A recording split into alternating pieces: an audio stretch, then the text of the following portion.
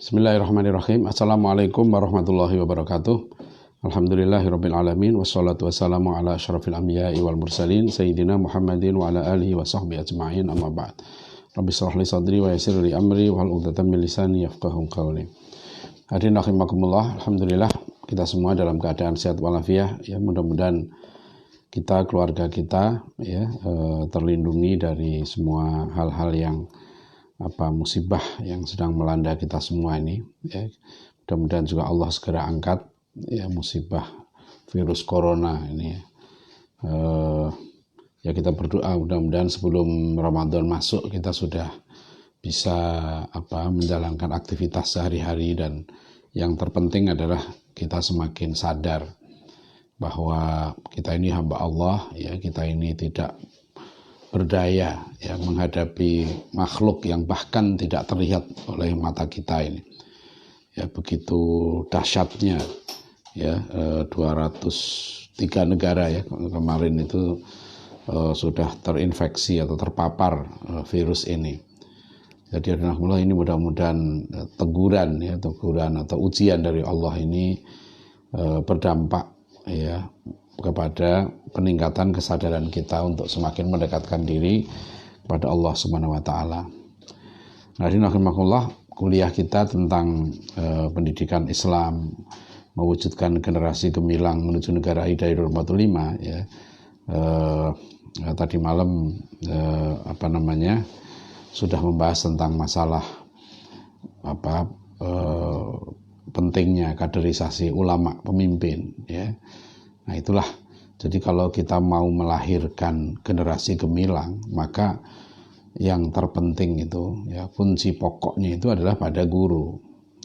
Itu yang Pak Natsir ya mengutip Dr. Nieuwenhuis ya, dia mengatakan Pak Natsir mengatakan begini, kemajuan suatu bangsa itu ditentukan ya oleh sekelompok guru yang ikhlas berbuat untuk bangsanya. Ya, jadi kita juga ingat ya mahfudhat di pesantren, at-thariqah ahammu minal madah ya, wal ustadzu ahammu minat thariqah wa ruhul ustadz ahammu minal ustadz. Metode lebih penting daripada materi. Ya kadang-kadang mungkin materinya, buku ajarnya tidak terlalu sempurna ya, tapi cara menyampaikannya itu metodenya menarik, biasanya lebih mengena itu ya. Jadi mungkin buku ajarnya biasa-biasa, materi biasa-biasa, tapi karena metode penyampaiannya menarik itu lebih menyentuh, lebih mengena.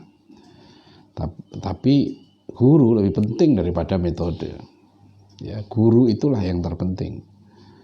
Nah, tapi ada yang lebih penting dari guru, yaitu apa? Waruhul ustadz, jiwa guru. Ya. Jadi guru ini bukan sekedar robot, ya, robot menyampai materi. Tapi guru itu betul-betul ya, dia punya jiwa. Nah, itu yang penting. Jadi kalau jiwa guru ini hilang, ya, jiwa guru tidak ada.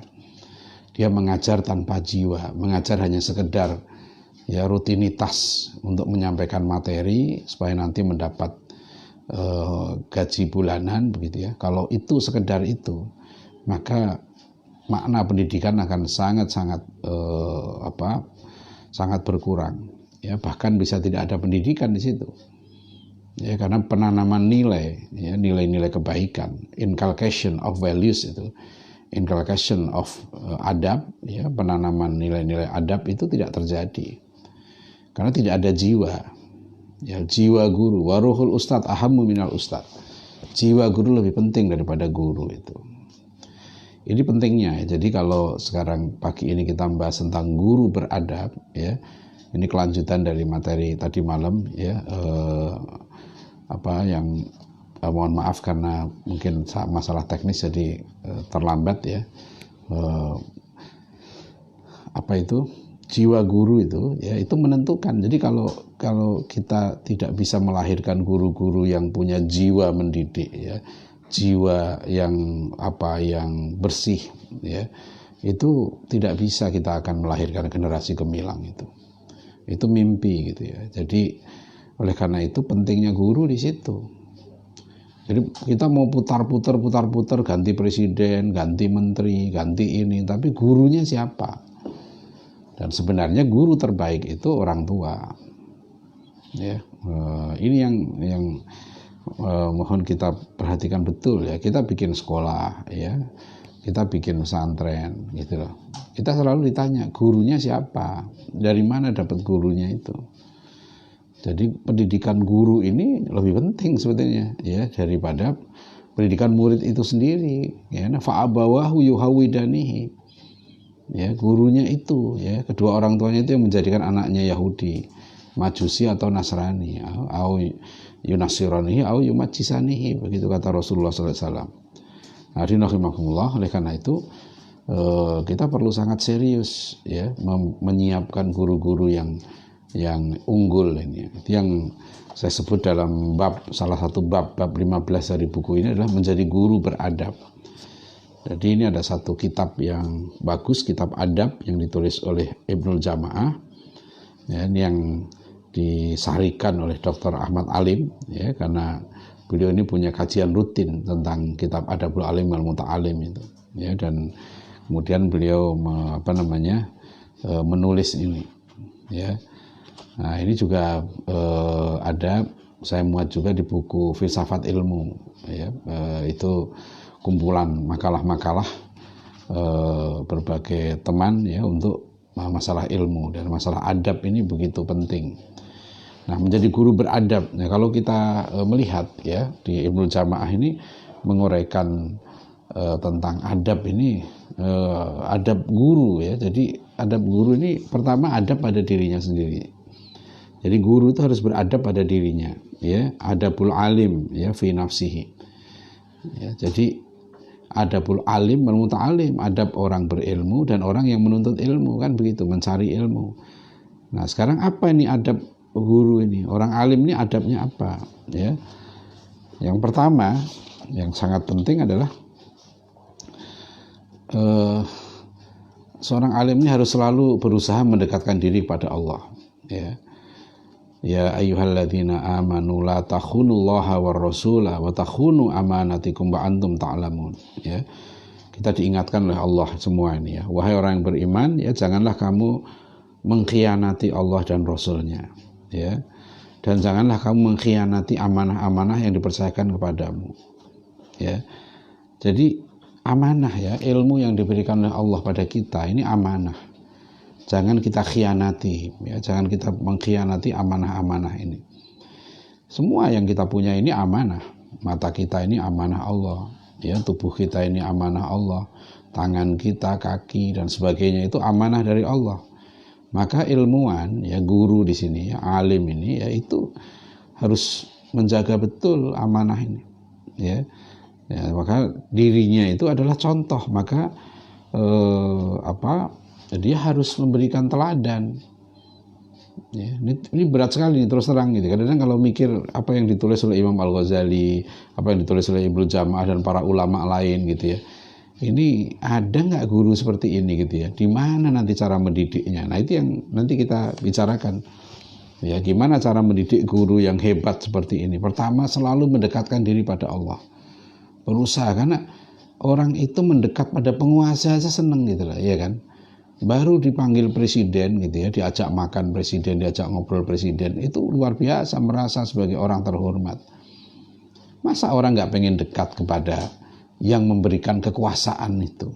Ya, tu'til mulka man tasya, ya, watangsiul mulka mimman tasya. Ya Allah, Engkau yang memberikan kekuasaan kepada orang yang Engkau kehendaki, ya Allah. Dan Engkau, ya Allah, yang mencabut kekuasaan dari orang yang Engkau kehendaki itu. Yang ngasih kekuasaan pada Donald Trump, ya, pada siapa ini, Pak Jokowi, Pak Ma'ruf Amin, itu Allah, ya, bukan siapa, itu yang ngasih Allah, ya. Jadi tanggung jawabnya kepada Allah, karena itu amanah. Yang ngasih kita ilmu, yang ngasih kita harta, ya, kedudukan, ini semua Allah.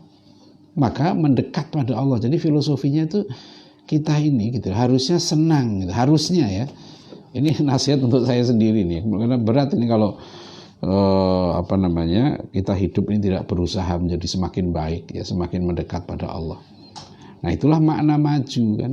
Bagi Prof. Alatas, makna maju, kemajuan itu adalah hubungan yang semakin dekat dengan Allah, taqarrub pada Allah. Itu namanya orang maju itu di situ. Wah, kamu sudah sukses ya, kamu maju ya. Sekarang apa maju itu? Maju itu kalau kita makin dekat pada Allah. Jadi kalau orang itu kaya raya, dia bisnis, ya, tapi dia orang bilang maju dia karena saldo keuntungannya makin besar, hartanya makin bertumpuk. Tapi dia tidak semakin dekat dengan Allah, dia semakin bakhil, ya, dia semakin tamak, dia semakin zolim di situ, tidak maju. Ya, nah ini ilmuwan harus kasih contoh. Ya. Dia berusaha selalu mendekatkan diri pada Allah, selalu memperbaiki kesalahan-kesalahannya. Itu pertama, ya, berat itu. Nah, kemudian yang kedua, kata Ibnu Jamaah ini, seorang alim, ya, seorang ilmuwan, seorang guru itu harus memelihara ilmunya, harus dijaga itu, ya, agar tidak terjatuh dalam hal yang rendah dan hina. Seperti misalnya menukar ilmu dengan segala hal yang sifatnya materi, sehingga dirinya terhalang dalam menyampaikan kebenaran, karena kebenaran yang ada pada ilmunya telah tergadaikan oleh dunia. Ilmu ini tinggi sekali, makanya dijaga itu ilmu. Yang orang ilmuwan itu punya ilmu. Nah, rahimakumullah. Jadi menurut saya, ya, orang yang berada pada posisi keilmuan, jabatan-jabatan keilmuan, seperti misalnya Majelis Ulama Indonesia, ya, ormas-ormas Islam, itu sebetulnya pimpinannya itu berada pada posisi ulama di situ. Ya, orang yang punya ilmu, dia menjaga ilmu, karena ilmu itu yang akan memandu orang, manusia ini dipandu dengan kebenaran, dengan ilmu itu. Nah, kalau ilmu ini rusak, hilang itu panduan itu. Nah, itu ulama tugasnya menjaga itu. Jangan sampai konsep-konsep penting itu diubah. Jangan sampai yang halal jadi haram, jangan sampai yang halal menjadi halal, atau sebaliknya yang halal jadi haram. Ya, itu rusak ilmu itu. Makanya ini nggak boleh sama sekali. Ini berat itu. Dosa ilmu itu lebih berat daripada dosa amal. Karena kalau orang dia salah, ini jadi contoh begini, orang berzina dia dosa, ya, pelacur gitu, dia dosa. Tapi kalau dia tahu bahwa itu dosa dan dia bertobat pada Allah, dia tidak merusak ilmu. Dia tetap mengakui, saya dosa, saya bukan orang baik, ya, saya pelacur, saya ini. Dia ngakui dia dosa. Ya, mudah-mudahan saya bisa keluar dari lembah hitam ini, begitu. Dia tahu, jadi ilmunya tidak dirusak. Tapi kalau ilmunya dirusak, ya, dia tidak berzina, ya, dia tidak melacur. Tapi dia mengatakan bahwa orang melacur itu mulia karena memberikan kesenangan pada orang lain, tidak merugikan orang lain. Dia merusak konsep, dia merusak ilmu di situ. Dia menanggung dosa orang yang berzina itu. Ya, bahkan ini kufur. Ya, berarti dia menghalalkan yang haram. Ya, yang sudah pasti, ya, diharamkan oleh Allah. Dia halalkan. Sebab hak untuk menentukan halal haram itu bukan manusia. Ya, hak itu ada pada Allah. Makanya ilmu itu, ya, jangan, orang yang punya ilmu ini terhormat. Ya, jadi misalnya posisi rektor. Rektor itu sebetulnya tidak lebih rendah dari presiden. Ya, jadi jangan menganggap bahwa menjadi anggota DPRD itu lebih mulia daripada menjadi guru TK, guru ngaji. Ya, jadi siapa yang kita muliakan? Yang kita muliakan orang takwa. Ini hadirin ini berat ini. Kita masyarakat juga, ya, ulama juga gitu, harus tahu inna akramakum indallahi atqakum, yang paling mulia di antara kamu yang takwa. Maka ulama itu harus menghormati dirinya, ya, jangan mau direndahkan, jangan merendahkan diri, apalagi menjual ilmunya gitu, ya, harus menukar kebenaran gitu, ya, dengan harta benda. Itu zolim, itu merusak. Sebab nanti orang akan kehilangan jalan itu. Ya, tugas ulama itu menjaga supaya jalan itu tetap kelihatan, mana salah mana benar harus jelas. Ya, meskipun ada orang yang melanggar itu, tapi jangan dirusak jalannya gitu. Ya, jangan jalan itu dirusak. Kalau orang dirusak jalannya, ya, jalan menuju Tuhan itu dirusak, orang terhalang di situ. Nah, itu jangan mengkhianati ilmunya. Ya. Jadi jangan merasa bahwa menjadi rektor satu perguruan tinggi itu lebih rendah daripada wali kota, ya, lebih rendah daripada gubernur. Ya, kalau gubernur itu bertakwa, dia lebih mulia. Ya, tapi kalau ulama itu ya, bisa memberikan contoh teladan dengan ilmunya, dia mulia, dia takwa itu. Nah, ini pesan ini penting sekali ya, karena kadang-kala ya di lapangan ya kita melihat ya orang menjadi guru, orang menjadi dosen, orang mengajarkan ilmu itu dianggap sebagai pegawai biasa. Nah, itu yang saya selalu bilang, jangan tempatkan guru sebagai tukang ngajar bayaran. Ya, di berbagai lembaga pendidikan itu saya sampaikan, kalau kita sebagai guru ya, maka kita ini pejuang. Ya, jangan ya nilai guru itu direndahkan. Ya, dengan kita niat ya mengajar karena uang. Sebab nanti niatnya itu loh. Kalau ngajar karena uang, nanti kalau nggak ada uang nggak mengajar.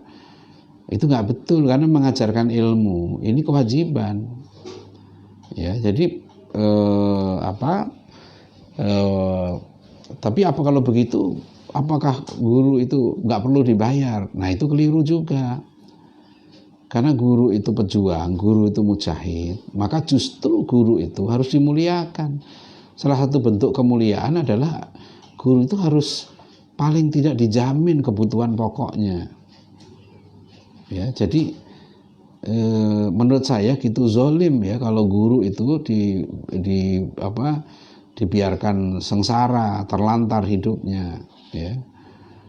Jadi sekolah itu misalnya ya menarik bayaran yang mahal, uangnya melimpah, tapi gurunya sengsara.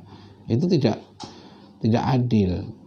Ya, guru justru karena guru itu pejuang harus dimuliakan. Jadi yang pengelola lembaga pendidikan, terutama juga pemerintah ya, itu memang kewajibannya memuliakan guru. Tetapi guru itu sendiri dia harus memuliakan dirinya, jangan merendahkan dirinya. Ya, saya mohon maaf kalau sebagai guru ya, saya kurang sependapat kalau sampai itu saking terpaksanya ya guru itu berdemo menuntut kenaikan gaji, minta diangkat sebagai pegawai gitu. Ya, menurut saya harusnya itu tidak sampai begitu. Ya, harusnya guru itu mulia. Kasihan sekali ya, guru itu mulia sampai harus berdemo. Ya, itu kita harus introspeksi penyelenggara pendidikannya. Nah, tapi guru sendiri harus dijaga niatnya. Ya, jangan menukar ilmunya dengan hal-hal yang rendah. Ya, karena mengajarkan ilmu itu tinggi, di akhirat itu tinggi sekali nilainya itu kalau itu dilakukan dengan ikhlas.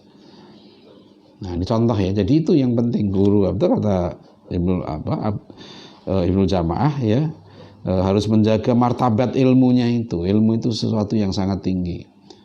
Karena dengan ilmu itu kita bisa mengenal Allah. Ya, kemudian yang ketiga, hendaknya ya setiap ilmuwan berperilaku zuhud dalam urusan dunia. Ya, tidak menggantungkan ilmunya pada kepentingan dunia. Ya, dunia hanya sebagai sarana penunjang keilmuannya. Ya, bukan tujuan akhir dalam kehidupannya. Nah, ini ya, zuhud. Perilaku zuhud. Dulu waktu saya kecil kalau ngaji di Jawa, zuhud ini artinya kurang tepat ya. Zuhud itu diartikan, kadang ada ustadz yang mengartikan gething donya. Ya, zuhud itu benci dunia. Mungkin lebih tepat arti bahasa Jawa itu zuhud itu atine ora kumantil donya. Ya, jadi hatinya tidak bergantung pada dunia. Ya, dia meletakkan dunia itu dalam genggamannya, bukan dalam hatinya. Dia menguasai dunia seperti para sahabat Rasulullah ya, Abu Bakar As-Siddiq, ya, Umar bin Khattab itu dunia dalam genggamannya, ya, menguasai, pemimpin, memiliki wilayah yang sangat luas, ya. Kalau mau hidup kaya raya dari situ, tapi tidak. Karena Rasulullah SAW sendiri itu memberikan contoh kehidupan yang sangat sederhana meskipun sebagai seorang pemimpin, ya, yang mampu menaklukkan Romawi dan Persia, ya. Jadi begitu ya perilaku zuhud ini yang sangat penting. Yang keempat, ya, hendaknya setiap ilmuwan tidak menjadikan ilmunya sebagai alat untuk mencapai kepentingan dunia. Masih ini ya, berupa jabatan, kekayaan, popularitas, atau untuk bersaing dengan orang lain. Maka dirinya akan terhindar dari tamak dunia. Nah, masih lagi nih, itu diingatkan berkali-kali karena ini godaan yang paling besar. Ya, banyak orang rusak karena ini, karena hubbul mal wal jah, kan semalam itu kita ingatkan. Ya, bagaimana menurut Imam Al-Ghazali, ya, rakyat rusak karena penguasa rusak, karena umarok rusak gitu ya. Umarok rusak karena ulama rusak. Ulama rusak karena hubbul mal wal jah. Itu. Kemudian yang kelima, hendaknya ilmuwan ya menghindari segala profesi atau tempat-tempat yang secara syar'i dan adat dipandang kurang bermanfaat. Ya, untuk menghindari paduka-paduka negatif yang menjatuhkan martabat. Ini ada, ini kira-kira nasihat ini bagus ya dari Ibnu Jamaah ini. Seorang guru, seorang ilmuwan tuh ya perlu menghindari pekerjaan yang sekiranya dipandang orang itu merendahkan martabatnya. Ya, meskipun ini juga mungkin sifatnya relatif ya. Artinya begini, bisa jadi pekerjaan itu suatu ketika dipandang rendah oleh masyarakat gitu. Tapi ini juga tergantung pada masyarakat. Karena masyarakat itu memandang suatu pekerjaan dianggap ada begini kan. Pernah saya menyampaikan pengajian tentang ini satu jamaah masjid. Dia bilang, "Ustaz, saya ini dulunya guru gitu loh. Terus kemudian dia karena gajinya kecil akhirnya dia menjadi tukang bangunan gitu ya. Mungkin dia makin naik akhirnya cukup. Ya, saya bilang tapi dia nggak enak waktu jadi tukang itu sebagai guru gitu loh, merasa nggak enak. Kan sekarang ada juga guru dia ojek online gitu misalnya gitu ya. Guru dia sebagai nyambi pekerjaannya sebagai pedagang. Itu nggak masalah. Ya, saya punya kakek itu sampai 90 tahun lebih umurnya. Pekerjaannya ya kalau pagi pergi ke pasar berdagang gitu ya, siang pulang istirahat, sore nanti mulai ngajar ngaji, habis maghrib sudah ngajar ngaji. Ilmu yang dia punya itu ngajar ngaji Al-Quran itu ya sudah, itu yang dia amalkan. Dia bekerja sebagai pedagang. Ya, saya punya paman juga begitu, ada yang sopir, ada yang pedagang, ya, tapi tidak pernah berhenti menjadi guru. Karena amanah dari pesantren itu berat dari kiai itu. Kalau tidak mengamalkan, tidak mengajarkan ilmunya, itu dianggap dia itu belum menjalankan amanah ilmu. Ya. Nah, ini ya tradisi yang bagus dulu ya di pesantren itu. Makanya di biografinya Kiai Haji Imam Zarkasi, beliau menegur keras santrinya yang ditanya, "Kamu sudah ngajar belum Pak Kiai?" gitu. "Mati kamu," kata Pak Kiai Imam Zarkasi. Ya, itu artinya ya teguran keras seorang kiai kepada muridnya yang sudah lulus ya dan tidak mengajarkan ilmunya. Ya, jadi harus diusahakan mengajar gitu ya. Ya, kemudian yang keenam ya, hendaknya setiap ilmuwan menjaga syiar-syiar keislaman. Ya, ini seperti misalnya ya, merutinkan sholat berjamaah di masjid, menyebarkan salam, beramar ma'ruf nahi mungkar, sabar dan santun dalam bersikap. Ya. Nah, jadi menjaga sunnah-sunnah Rasulullah itu juga bagian dari syiar-syiar Islam. Ya, jadi ini berat ya kalau begitu ya. Ini guru harus mulai nih ya, sholat jamaah segala macam gitu ya. Ini harus dijaga karena kita nggak bisa melahirkan generasi gemilang kalau gurunya kualitasnya biasa-biasa saja. Kan kita mau generasi hebat, ya kan? Generasi gemilang. Judul bukunya kan begini nih, buku saya itu, Pendidikan Islam Mewujudkan Generasi Gemilang. Ya, terus ada yang bilang berat banget ya, memang berat. Ya, masuk surga itu susah, saya bilang. Jangan dikira mudah. Surga itu diselimuti hal-hal yang tidak disukai manusia. Ya, innal jannata khufat bil makarih wa innan nar khufat bisyahawat. Ya. Jadi masuk surga itu memang susah ya, dan surga itu pun bertingkat-tingkat. Surganya para nabi beda dengan surganya orang biasa. Jadi jangan dikira mudah. Orang mau masuk UI aja persiapan 14 tahun. Ya, jiwa, raga, harta dikerahkan untuk bisa masuk ke jurusan atau fakultas tertentu. 14 tahun itu, TK 2 tahun, SD 6 tahun. SMP 3 tahun, SMA 3 tahun gitu ya. Ini orang mau masuk surga sambilan, nggak bisa. menjadi orang takwa itu mulia. Ya, orang jadi bupati aja kerja keras, orang jadi presiden ya masih pilpresnya 2024. Sekarang sudah siap-siap. Mau jadi presiden itu setelah jadi presiden pun banyak orang yang kemudian tidak suka ya, dan itu jadi presiden pun juga berat ya. Itu luar biasa persiapannya, harta benda dikeluarkan ya, mungkin itu prosesnya semua itu triliunan loh. Nah, menjadi orang takwa itu mulia. Sekarang kita percaya enggak dengan Allah, itu masalahnya. Allah mengatakan bahwa inna akramakum indallahi atqakum. Kamu itu jadi apa saja, yang penting takwa. Jadi tukang ojek takwa, jadi pedagang takwa, jadi guru bertakwa, jadi presiden bertakwa, itu yang mulia. Mulia bukan karena jabatannya, bukan karena jenis pekerjaannya. Mulia karena dia bertakwa. Mulia karena dia jujur. Mulia karena dia memanfaatkan jabatan itu untuk kemaslahatan masyarakat.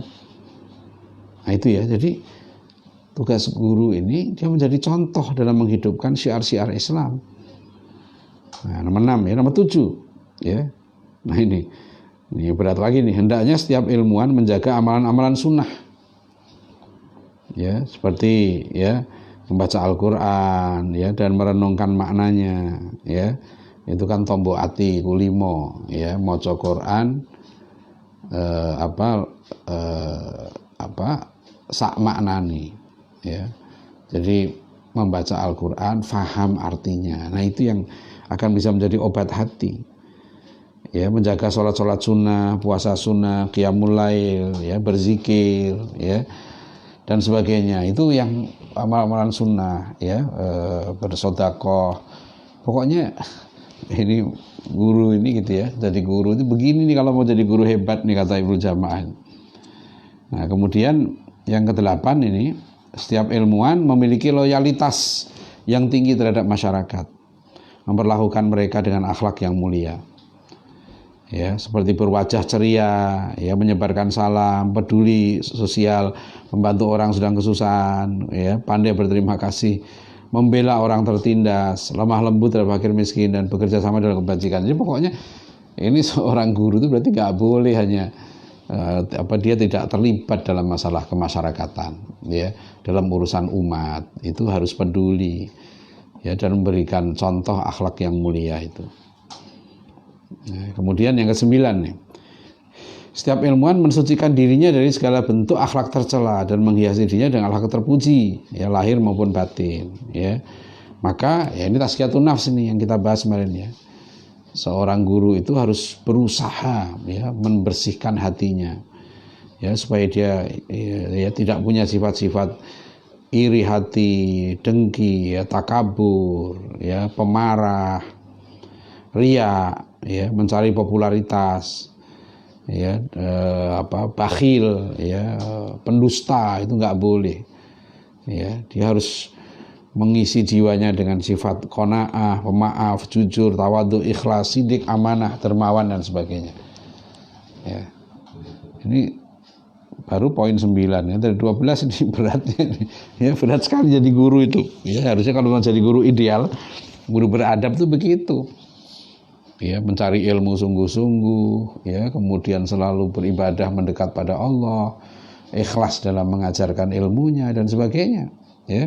Kemudian nomor 10 nah ini ya, hendaknya setiap ilmuwan rajin menambah wawasan keilmuannya dengan cara memperbanyak membaca, menghafal, menganalisis ya, mengkaji masalah, meneliti dan menuangkannya dalam bentuk karya ilmiah. Hal ini contohkan misalnya Imam Syafi'i, di mana menurut salah satu murid yang bernama Ar-Rabi, bahwa Imam Syafi'i jarang makan pada siang hari dan jarang tidur pada malam hari karena disibukkan dengan mengkaji banyak masalah keilmuan dan membukukannya. Nah itu ya, menulis penting ini, guru-guru itu ya, tolong guru-guru itu menulis ya, karena para ulama kita dulu menulis ya. Bahkan Syekhul Islam Ibnu Taimiyah itu, beliau itu ya berperang, memberantas kemungkaran, turun lapangan gitu ya, tapi juga menulis gitu. Nah ini kadang-kadang ini timpang nih, aktivismenya tinggi tapi keilmuannya, aktivitas ilmiahnya kurang, apalagi menulis. Harus dua-duanya. Yang lihat tuh contoh di Indonesia itu ya seperti Buya Hamka, Pak Natsir, mereka menulis terus. Tapi juga amar ma'ruf nahi mungkar terus, nggak berhenti gitu. Jadi ini yang bagus sekali nih poin 10 ini ya. Guru itu harus rajin terus, semangat menambah wawasannya. Jadi jangan lemes kalau guru sudah nggak semangat menambah ilmu, nggak ada gairah keilmuan. Itu jelas dia guru nanti ya itu 20 tahun jadi guru nggak nambah ilmunya. Nah, dia nanti akan memposisikan dirinya, meletakkan dirinya sebagai tukang ngajar bayaran. Udah itu aja. Ya, itu susah berkembang kalau begitu. Ya, nomor 11. Nah, setiap ilmuwan tidak segan untuk belajar pada orang yang berada di bawahnya, baik secara usia, kedudukan maupun nasab. Nah, jadi pokoknya belajar, ya nggak usah segan dengan siapa. Ya, dia siap belajar untuk menambah ilmunya. Kemudian terakhir nih, setiap ilmuwan memiliki keahlian dalam dunia tulis-menulis, khususnya dalam bidang yang ditekuni. Nah ini sama dengan tadi ya, menyalurkan khusus menulis oleh Ibnu Jamaah ditekankan. Nah jadi hadirin rahimakumullah ini berat ya, mungkin kalau bisa kita ringkas intinya ya, bahwa menjadi guru yang beradab, guru yang ideal, itu betul-betul dia harus memiliki akhlakul karimah, ya cinta ilmu, ya juga selalu memikirkan masalah umat. Ya, pokoknya dirinya itu harus diusahakan menjadi contoh, ya dalam ibadah, ya dalam akhlak, ya juga dalam keilmuan. Nah ini yang berat ini. Memang berat ya, kita nggak usah ngomong berat-berat. Memang berat, kita sudah tahu. Ya, saya minum dulu karena berat.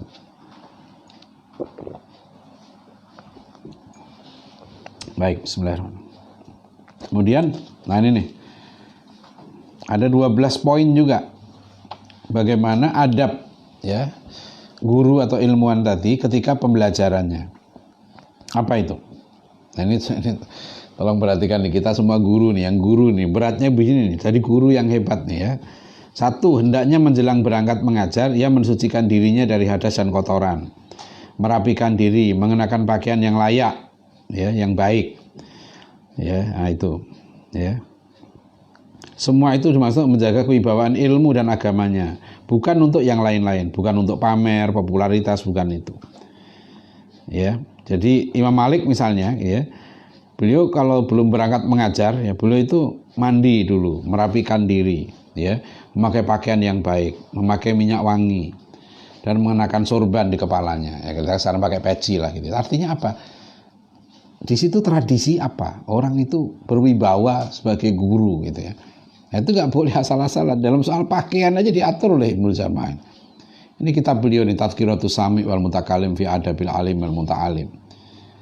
Ya, kemudian yang kedua ya, setelah tadi siap tadi itu ya, berdoa sebelum berangkat majelis. Ya. Allahumma inni a'udzubika ya an udila au udalla au uzila au uzala au udlima au udlima au adlima, ya.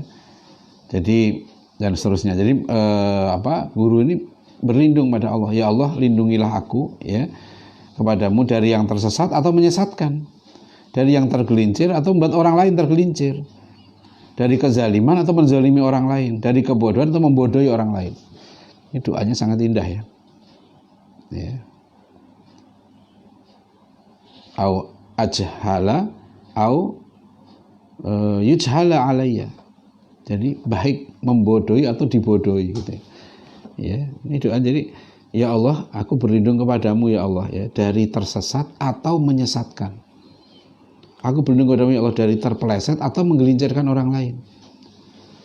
Ya, aku berlindung padamu ya Allah dari kezaliman atau menzolimi orang lain. Ya, dizolimi atau menzolimi orang lain, jangan. Dan aku berlindung dari kebodohan atau membodohi orang lain. Masya Allah ya. Jadi ini luar biasa ya. Adab guru dalam mengajar itu seperti itu ya. Berdoa ya Allah, jauhkan aku dari membodohi atau dibodohi, dari menzolimi atau dizolimi, ya, dari tergelincir atau digelincirkan orang. Ya, ini indah sekali. Jadi ini guru begini nih yang bagus nih. Ya, kemudian yang ketiga, ya, guru itu mengambil posisi duduk yang bisa dilihat seluruh peserta didik. Coba kitab ini ya, indahnya kitab adab ini ya, Ibnu Jamah ini, sampai bagaimana duduknya itu diperhatikan. Ya, kemudian yang keempat, hendaklah dia mulai pelajaran dengan baca beberapa ayat dalam Al-Quran. Nah ini, ya bagus kalau dimulai dengan Al-Quran itu. Kemudian yang kelima, mengajarkan beberapa disiplin ilmu dalam satu hari. Ya, dan mendahulukan pelajaran yang lebih mulia, ya, yaitu pertama mengajarkan tafsir Quran, hadis, usuluddin, usul fikih, mazhab, masalah khilafiyah, ilmu nahwu, dan ilmu debat, ya, ilmu kalam, ilmu debat ini bisa juga. Jadi ada maratibul ilmi di sini. Nah ini kan guru yang super ini ya, dia, biasanya para kiai di pesantren begitu. Saya terkesan dengan cerita di pesantren Al-Badar ya, di Kampar itu. Ya, kiainya bilang ke saya bahwa kakeknya itu pendiri pesantren yang lebih tua lagi, pesantren juga masih ada. Kakek beliau ini dulunya ya, itu kalau mu'allimin di tingkat apa sekarang ini kelas 3 SMA lah gitu ya. Itu kalau santrinya sudah kelas 3 SMA begitu, itu langsung dipegang oleh kiainya. Jadi nggak boleh ada guru lain yang mengajar kelas itu kecuali beliau sendiri. Beliau itu ngajar semua, yang mengajar bahasa Arab, mengajar nahwu, shoroh, fikih, akidah, semua dipegang oleh kiainya itu. Nah ini tentu ideal ya, seperti ini dia bisa meletakkan ilmu pada tempatnya. Nomor 6 ya, hendaknya guru itu mampu mengatur volume suaranya ya. Jadi ini juga penting ya, karena jangan terlalu keras ya, jangan sampai nggak kedengaran ya. Masalah suara. 7, menghindari hal-hal yang sifatnya perdebatan dalam majelis ya, itu tidak bermanfaat, menyebabkan terjatuh dalam kesalahan ya. Tentu ini maksudnya debat yang nggak perlu ya, jadi jangan sampailah kalau menjadang perdebatan, karena maksudnya di sini perdebatan itu akhirnya nanti membawa kelemahan. Ya, jadi orang jadi malas nanti mengamalkan ilmu karena senang debat. Nah, kemudian yang ke-8, hendaknya guru itu menegur peserta didik yang kurang beradab dalam majelis. Ini harus diingatkan. Ya, murid yang main, ya, dosennya ngajar dia nonton handphone, perhatikan yang lain, itu tidak beradab. Harus diingatkan itu. Ya kasihan kalau nggak diingatkan nanti dia nggak dapat ilmu yang bermanfaat. Ya. Kemudian ke-10, hendaknya dia mempersilahkan beberapa peserta asing yang hadir di majelis ilmunya. 9 tadi, hendaknya bersikap adil dalam menyampaikan materi pelajaran, berlakukan semua anak didik secara wajar. Adil ya. Kemudian peserta di luar itu juga boleh hadir, hendaknya menutup pelajaran dengan kalimat wallahu a'lam bishawab. Dan 12, hendaknya menyadari akan bidang keahliannya dan hanya mengasih bidang keahlian tersebut kepada para peserta didiknya. Jadi ilmu yang dikuasai. Jadi yang mengajarkan itu.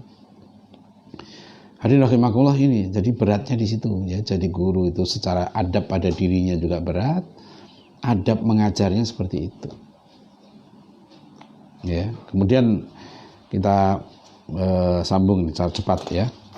Adab guru pada muridnya. Apa itu? 1, mendidik ya, seorang ilmuwan hendaknya berniat karena Allah dan menyebarkan ilmu, menghidupkan syiar Islam, menegakkan kebenaran dan menghapuskan kebatilan. Itu niatnya yang benar. Guru mengajar karena Allah, karena dia harus menegakkan kebenaran, dia menyampaikan kebenaran itu. Nah, kemudian yang kedua, seorang guru tidak putus asa dalam mendidik para muridnya yang menyimpang. Nah ini, sabar, tidak putus asa, ya. Nah ini sabar, ya. Kemudian yang ketiga, hendaknya seorang ilmuwan memotivasi para peserta didiknya agar cinta ilmu ya dan semangat untuk memperolehnya. Terus diberikan motivasi untuk cinta ilmu itu. Ikhlas mencari ilmu, terus begitu. Ya, ini yang keempat ya, seorang guru itu harus mencintai muridnya. Ya, kalau dia nggak mencintai muridnya nggak bisa, apalagi benci nggak bisa. Ya, yang kelima ya, dia pilih metodologi yang paling mudah diterima. Ya, cara mengajarkannya harus menarik. Kalau sekarang misalnya dengan PowerPoint atau dengan macam-macam ini, guru itu kreatif. Nah ini yang saya bilang ya, guru itu mujahid intelektual. Ya, dia bukan robot ya, menyampaikan begini. Kalau begitu sudah bisa digantikan. Ya kalau sekedar menyampaikan materi ajar. Jadi kalau guru itu hanya mengajarkan tata cara sholat, itu belum guru. Tata cara sholat orang bisa lihat video sekarang. Tapi tugas seorang guru memotivasi, ya, agar murid-muridnya itu mencintai sholat. Ya, itu jadi berusaha di situ. Ya. Dan seterusnya. Ya. Jadi Bapak Ibu saudara sekalian, inilah harus tawadhu, ya, harus selalu membantu muridnya untuk meningkatkan kualitasnya, ya, memperhatikan perkembangan akhlak muridnya. Dia tidak boleh pilih kasih, harus adil, ya. Dan juga misalnya kata Ibnu Jamaah ini, jangan membebani muridnya itu dengan kemampuan di luar kemampuannya. Ya, jadi jangan juga bebani begitu. Ya, jadi ini contoh-contoh mendidik yang luar biasa. Nah inilah kita tuh ya, kalau kita dikatakan, karena mencari ilmu ini luar biasa kan. Kata Rasulullah SAW, man kharaja fi thalabil ilmi fahuwa fi sabilillah hatta yarji'a. Orang yang keluar rumah mencari ilmu, apalagi yang di pondok, di pesantren ini, sedang berjihad di jalan Allah. Ini bukan pekerjaan sembarangan gitu ya.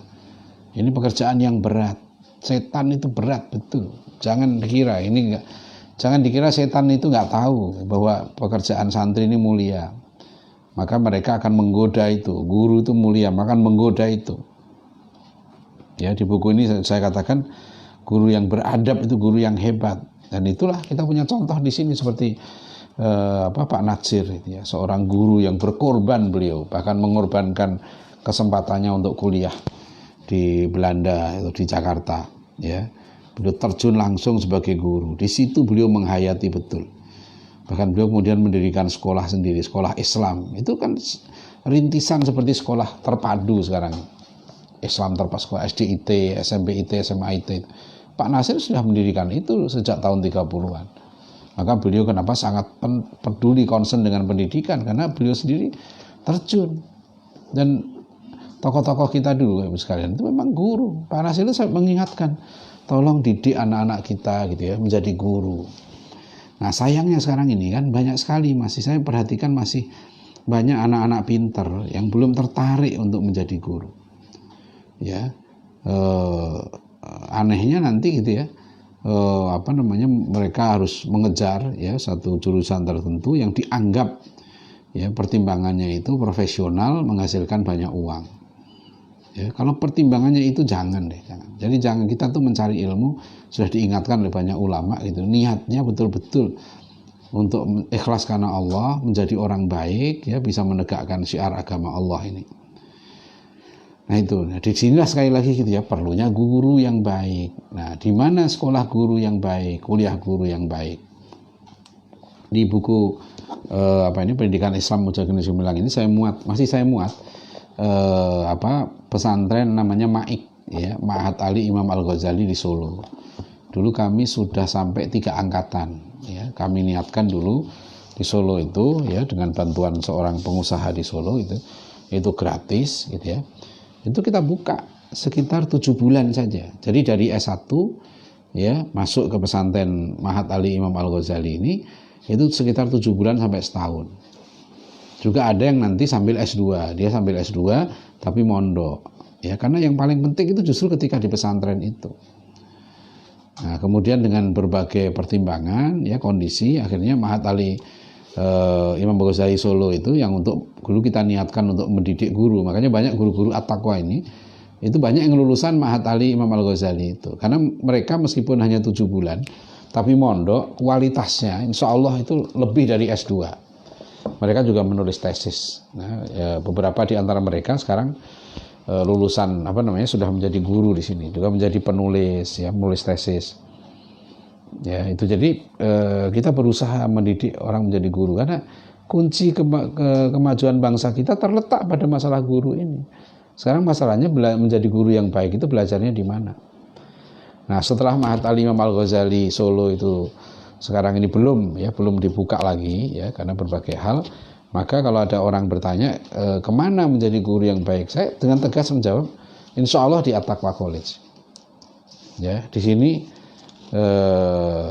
kita usahakan ya calon-calon guru, calon-calon pejuang ini gitu ya. Itu guru-guru pejuang ini kita latih setiap hari. Ya, akhlaknya, adabnya gitu. Nah, melatih itu yang paling berat. Saya katakan pada para mahasiswa gitu ya, di At-Taqwa College ini yang tidak ada pada yang lain. Ya, tidak ada pada kampus UI dan sebagainya. Di mana pimpinan, dosen itu kita ada di sini, kita bersama-sama. Ya, kita bersama-sama sholat jamaah, kita bersama-sama kerja bakti, kita bersama-sama ya menempa diri. Itu menurut saya itulah seharusnya kampus Islam itu di situ. Kalau kita sudah berani pasang nama kampus Islam, kampus Muhammadiyah, kampus Nahdlatul Ulama, kampus Persis atau kampus Dewan Dakwah atau apapun juga, menurut saya yang paling penting adalah menegakkan adab ini. Bahwa dari kampus-kampus kita itu harus lahir manusia-manusia yang beriman, bertakwa, berakhlak mulia. Dan itu sekali lagi ya sangat tergantung kepada peran guru. Siapa gurunya?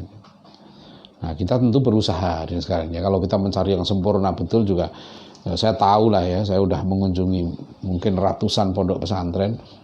Ya, saya tahu bagaimana masalah ini tidak mudah. Ini berat ini ya, tapi memang tidak ada pilihan, mau tidak mau.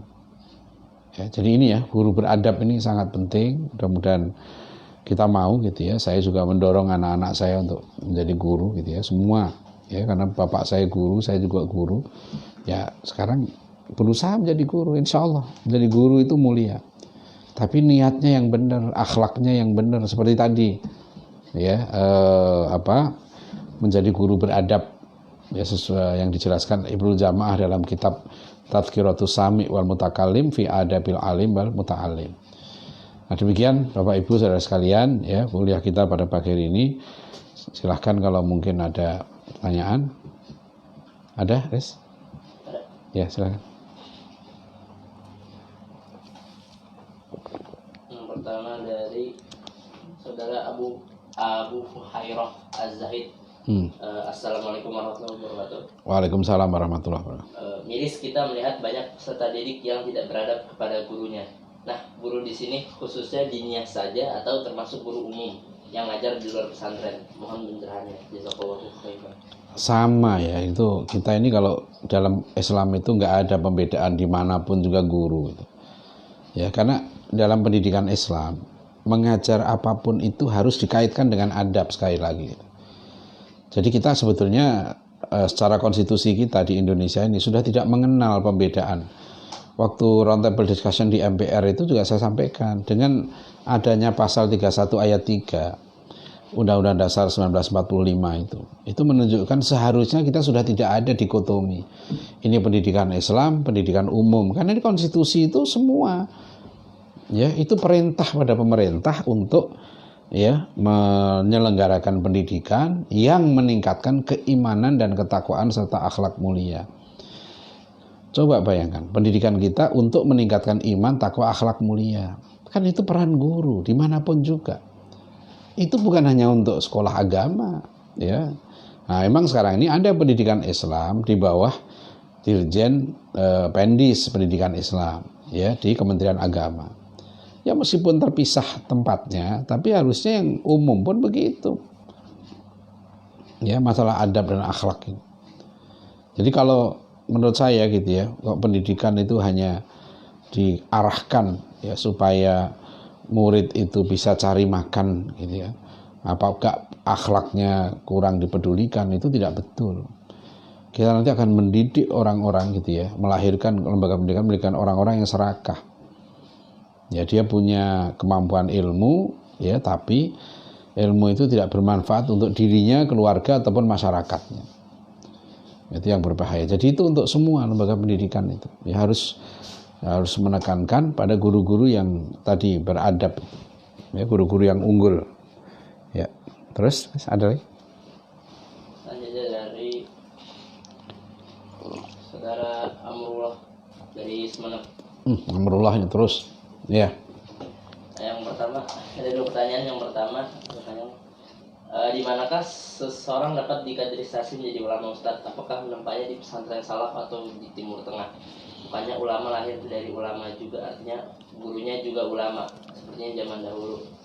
pengkaderisasi ulama seperti Kiai Khalil Bangkalan, Kiai Hasyim Asy'ari, Kiai Haji Ahmad Dahlan, Syekh Nawal Albani dan lain-lain. Seperti belajar ke Arab Saudi sebelum Wahabi itu muncul. Untuk pengkaderisasi ulama saja harus lama menyantri seperti ulama-ulama yang saya sebutkan tadi.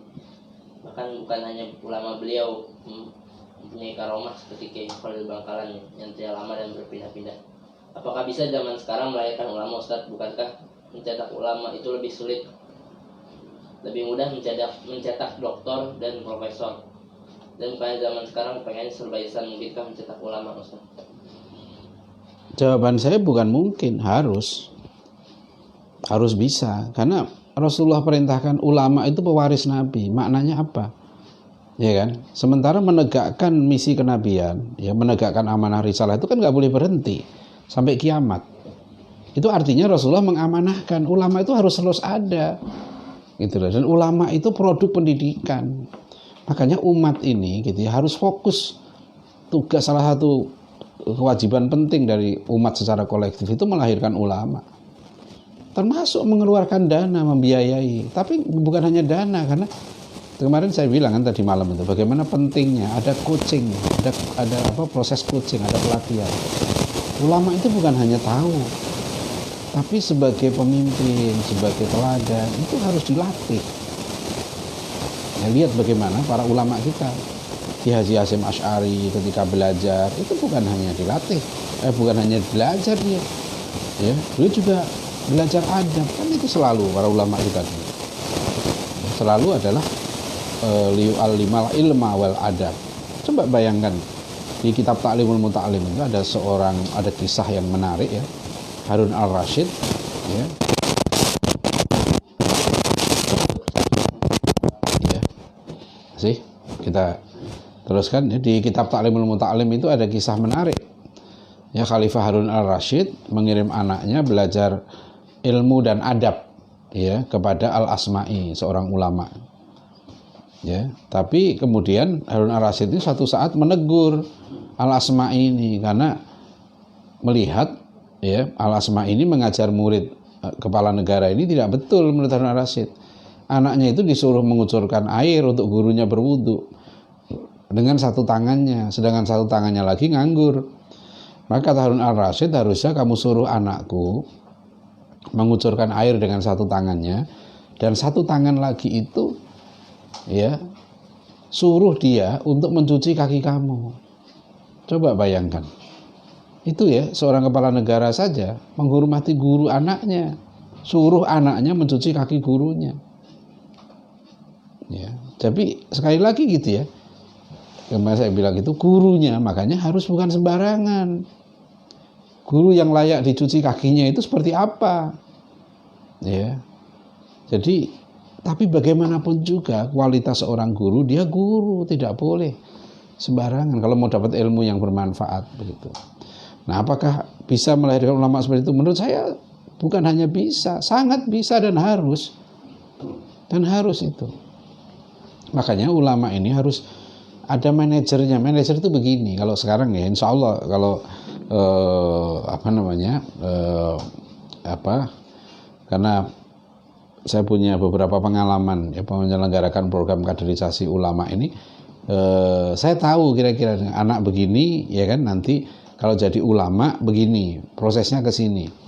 Memang dia harus mulazamah dan harus datang seperti model seperti dulu juga. Dia nanti harus pada orang-orang tertentu. Ya, kalau kemarin saya bilang saya bersyukur saya bertemu dengan Profesor Muhammad Nur, Profesor Syed Naqib Alatas, yang mereka menunjukkan, ya, ini loh belajar ini ke sini, ini kerangka ilmunya. Jadi ulama itu yang penting dia tahu roadmap ilmu itu. Oh, saya kelemahan saya di sini, saya harus belajar sama ulama ini. Oh, saya kelemahan saya menulis, saya harus belajar sama yang bisa nulis. Oh, saya belum bisa bahasa Inggris sekarang ini, saya belajar untuk bahasa Inggris. Oh, saya kurang mendalami ilmu tafsir, harus belajar ilmu tafsir. Ya, yang terbaik sekali lagi belajar itu langsung kepada guru yang punya otoritas ilmu di bidang itu. Ya, itu penting, ya. Jadi sekali lagi kemarin selalu saya menekankan, belajar itu bukan pada tembok, ya. Bukan pada gedung, belajar itu pada guru. Apakah belajarnya di kelas atau di bawah pohon, itu nggak terlalu masalah. Gitu ya, jadi masih bisa. Insya Allah masih bisa. Sekarang kita masih banyak ulama-ulama yang baik untuk kita jadikan sebagai guru. Ya, oke, terus. Lanjut dari pertanyaan kedua dari saudara Amrul, perlukah ulama dan calon guru beradab bertitel Ustaz seperti maksudnya bergelar seperti LC, MA, Doktor, Prof dan lain-lain? Terima kasih. Ya, kalau secara substansi tidak ada keharusan itu. Ya, tidak ada harus profesor, itu kan di lembaga formal. Kalau di lembaga formal, iya aturannya begitu. Nah dulu kami di Dewan Dakwah membuat program kaderisasi ulama. Kaderisasi ulama itu target kami selama 10 tahun waktu itu ya, ambisius sekali waktu itu. Yaitu melahirkan 200 doktor, 400 master, dan 400 yang non gelar. Jadi itu ada jalurnya semua. Ya, jadi kalau memang sudah mengambil jalur non gelar, gitu, artinya tidak perlu gelar, nggak apa-apa. Nanti keilmuannya yang diperkuat, akhlaknya yang diperkuat, kemampuan komunikasinya yang diperkuat, leadershipnya yang diperkuat di situ. Karena orang nggak tanya kok gelar itu. Orang nanya nggak sekarang Agim itu apa gelarnya? Arifin Ilham gelarnya apa? Ya, dan banyak ulama lain gitu ya yang Hamka, Buya Hamka malah Pak Natsir hanya lulusan SMA, nggak ada gelarnya. Itu doktornya itu doktor honoris causa. Tapi layak, makanya kalau menurut saya ya, gelar doktor honoris causa dan sebagainya itu menurut saya layaknya itu untuk ilmuwan, orang yang betul-betul kualitas dalam ilmu itu, supaya ya, dia punya kafaah keilmuan. Jadi gelar itu harusnya sejalan dengan keilmuannya. Ada sesuatu lah yang ide yang dia bawa itu. Jadi bukan sekedar gelar. Tapi kalau ditanyakan apakah gelar itu perlu? Sebagiannya masih perlu. Terutama ya, sekarang ini masyarakat masih banyak yang memahami pendidikan itu adalah formal, termasuk dapat gelar. Maka disitulah perlu ya kita punya dosen-dosen yang baik, yang punya gelar. Ya, tapi nanti di surga nggak ditanya kamu gelarnya apa gitu ya. Yang penting ditanya iman takwanya. Begitu ya. Jadi gelar itu seperti tiket sajalah. Ada lagi? Selanjutnya dari saudari Nazilatul Rahmah dari Sumeneb juga. Kaderisasi Jamiah semisal Muhammadiyah dan NU, apakah efektif terkait dengan pengkaderan ulama dan calon guru yang hebat dan beradab dilakukan? Dua jamiah terbesar di Indonesia itu Muhammadiyah dan NU. Terima kasih. Yang saya lihat alhamdulillah ya, dua organisasi ini punya mekanisme kaderisasi ulama itu. Di Muhammadiyah ada berbagai kampus ya, juga untuk ulama itu ada namanya PUTM ya, Pendidikan Ulama Tarjih Muhammadiyah. Yang saya tahu pernah saya diundang terakhir itu mereka yang masuk ke PUTM ini ya, itu sambil dikuliahkan formalnya ke Universitas Muhammadiyah di Jogja. Nah, apa yang saya soroti adalah memang sebagai lembaga pendidikan ulama Muhammadiyah itu ya, itu belum ada. Di NU juga setahu saya belum ya. Di mana nanti ya anak-anak yang paling pintar ya di negara kita ini itu cita-citanya masuk ke pendidikan ulama itu. Nah, itu yang belum ada. Jadi misalnya ulama-ulama NU pun kalau anaknya pinter gitu ya, anaknya pengen mendalami agama, sekarang masih ke Timur Tengah terutama gitu. Apalagi sampai ngambil doktor, itu masih harus ke Ummul Qura, ke Al-Azhar, ke Yaman dan sebagainya. Nah, itu yang saya agak nelongso dalam arti ya, kita ini umat Islam Indonesia ya 210 kira-kira jumlah umat Islamnya gitu ya. Masa sih kita ini belum punya satu ya lembaga pendidikan tinggi yang mampu mengkader ulama itu kita belum punya terus terang. Jadi padahal ya itu sudah menurut saya sudah wajib hukumnya, siapapun lah yang sekarang ini harus mendirikan itu. Jadi kalau kita ditanya ya, kalau anak saya mau menjadi ahli tafsir, kuliahnya di mana? Atau mondoknya di mana? Ya, itu masih susah kita menjawab. Ya, di Indonesia ya, kalau anak saya mau menjadi ahli sejarah Islam, itu di mana mondoknya? Gitu. Ya, di mana kuliahnya? Anak saya mau menjadi wartawan Muslim yang handal, ya di mana kuliahnya? Ya begitu juga anak saya menjadi guru yang hebat, guru sejarah gitu ya, guru matematika, di mana? Guru matematika yang beradab, yang berakhlakul karimah. Sekarang ada satu lembaga pendidikan guru di Jawa Timur ya, kayak apa namanya, STKIP Al-Hikmah. Nah itu ya didirikan dengan niat yang mulia. Memang pengurusnya menyadari betul perintisnya ini. Ya, Pak Abdul Qadir Baraja itu cerita ke saya bahwa beliau sudah melakukan perbandingan, beliau dosen ITS juga yang sudah membanding-bandingkan dan akhirnya ketemu kesimpulan beliau itu. Kunci kualitas pendidikan kita tergantung pada kualitas guru. Akhirnya Al-Hikmah ini di Surabaya mendirikan namanya STKIP, Sekolah Tinggi Keguruan dan Ilmu Pendidikan. Ya, awalnya dulu hanya 2 prodi, ya, prodi pendidikan bahasa Inggris dan prodi pendidikan matematika. Karena menurut beliau namanya guru itu minimal 2 syaratnya. 1 pinter, 2 akhlaknya mulia. Dijaringlah ya calon mahasiswa itu dari Aceh sampai Makassar kan. Dapat calon mahasiswa sekitar 200 orang. Di tes yang sangat ketat akhirnya lolos 27 orang. Alhamdulillah tahun lalu sudah selesai angkatan pertama ini. Ya, itu full, free, gratis dan kualitasnya bagus. Tapi berat masuk situ. Ya. Tapi itu pun tidak mudah. Kata beliau, Masya Allah, yang berat itu apa? Mengajak anak-anak pinter mau masuk kuliah guru ini. Ya. Tetap namanya anak pinter itu, dia berpikir gak ke situ gitu loh. Dianggap itu pendidikan yang ya kalah lah mutunya dengan kedokteran, dengan ini. Yang mau jadi dokter itu berjubel. Mungkin di UI aja sekitar 1:100. Yang di swasta, makanya di Jakarta ada program pendidikan dokter. Saya baca di internet itu. Tahun pertama itu harus menyiapkan dana sekitar 550 juta. Belum yang lain-lain ya, belum kebutuhan pribadi mahasiswanya. Dia bisa 600 juta.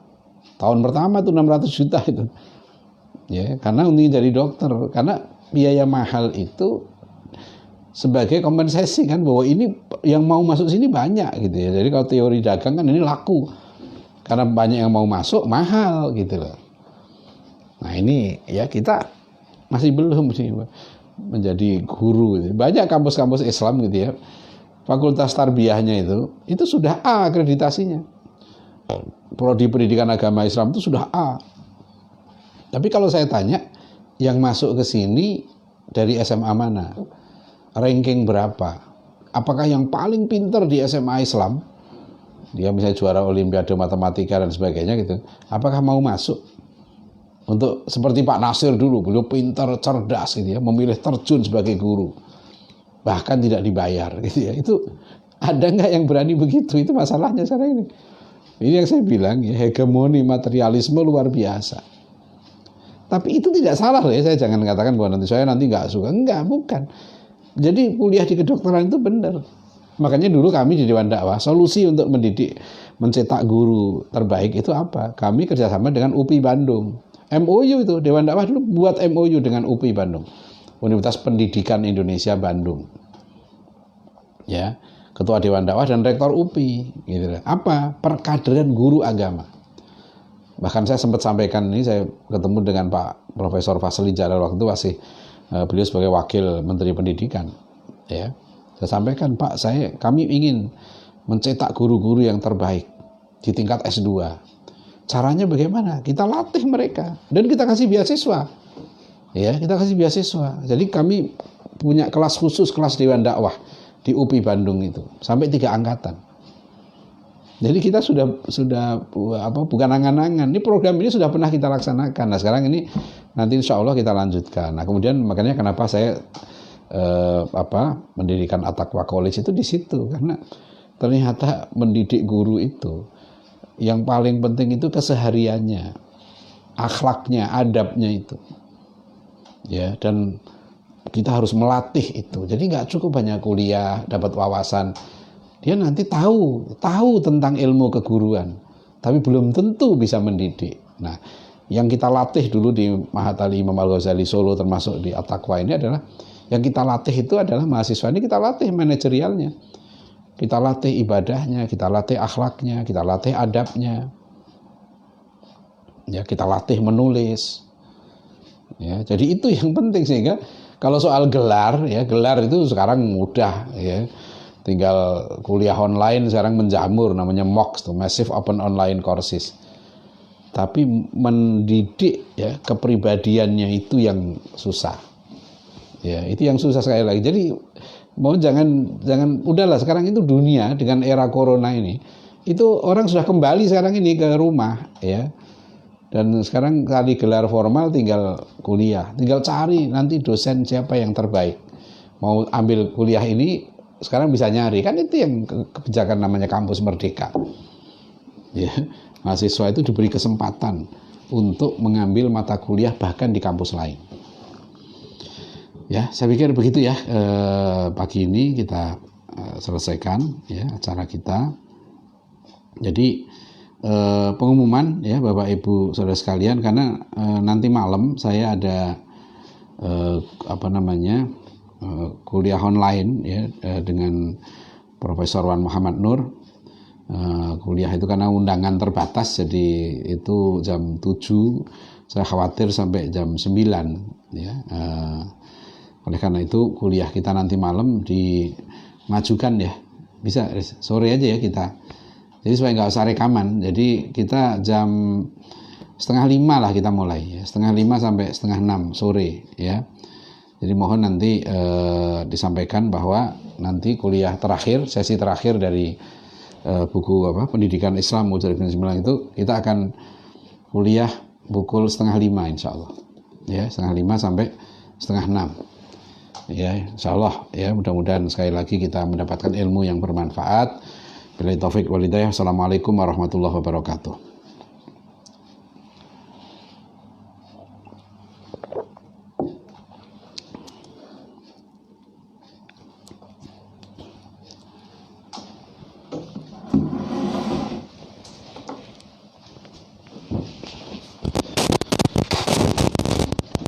Sebenarnya kalau syuting di sini juga bisa.